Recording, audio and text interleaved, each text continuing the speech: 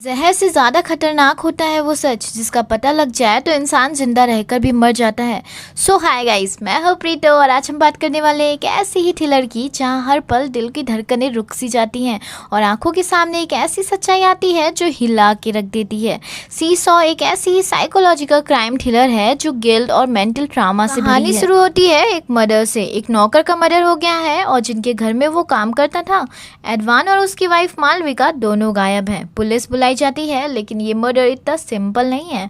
Investigation handle करते हैं inspector Mulligan, जिन्हें हॉलीडेज से वापस बुला लिया गया है।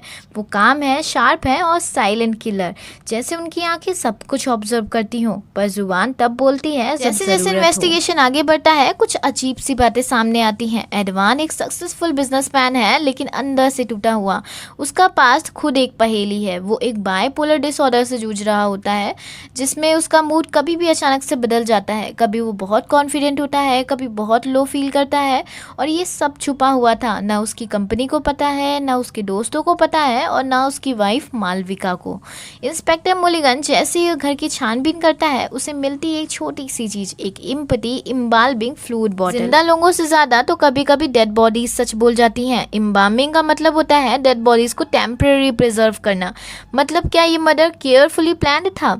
इंस्पेक्टर मुलिगन कुछ और लोगों से मिलता है। एक डॉक्टर जिसे एडवान रेगुलरली दिखाता था, एक फ्रेंड जिसके साथ एडवान ने क्रिप्टो और ऑनलाइन गेमिंग में पैसा इन्वेस्ट किया था और एक इम्बाम एक्सपर्ट सेल्वा जिसका रोल और भी ज़्यादा इम्पोर्टेंट हो गया था। अब जहाँ दवाइयाँ कम पड़ गई वहाँ दुआ जीत गई और जहाँ मोहब्बत थी वहाँ सच। फिल्म यहाँ पर एक नया मोड़ लेती है। मेंटल हेल्थ, एडिक्शन और इमोशनल गिल्ट का मिक्सचर। मालविका एक लविंग वाइफ थी लेकिन कब तक संभालती? एडवान का कंट्रोल उसके हाथों से निकल गया था।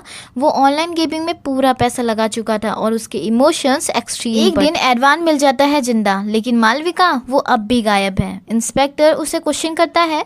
एडवान के जवाब वो लगते हैं हाफ क्रेजी। उसने कहा सब कुछ ठीक था, मैं गेम जीत रहा था और मेरे हाथों में खून था, पर कैसे क्यों उसे कुछ पता नहीं। एडवान के फ्लैशबैक से पता चलता है कि वो मालविका को डाउट करता था। उसने शायद किसी से बात की हो या पैसा छुपाया हो।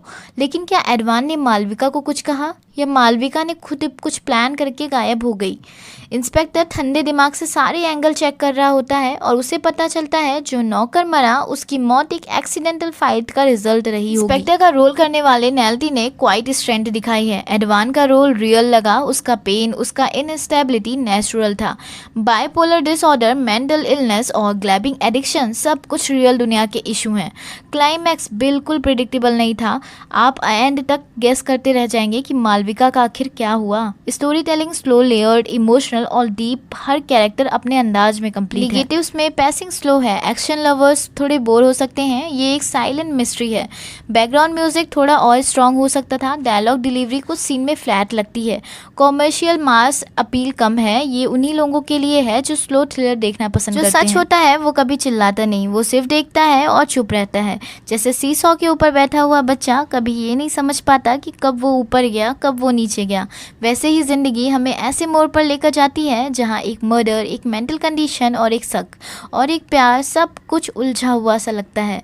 सो गाइस, कमेंट सेक्शन में ज़रूर बताइएगा आपको ये मूवी कैसी लगी और मेरा रिव्यू पसंद आया तो हमारे चैनल को सब्सक्राइब करिए, लाइक करिए और शेयर करना ना भूलिएगा। मैं मिलती हूँ आपको नेक्स्ट वीडियो में, तब तक के लिए टाटा।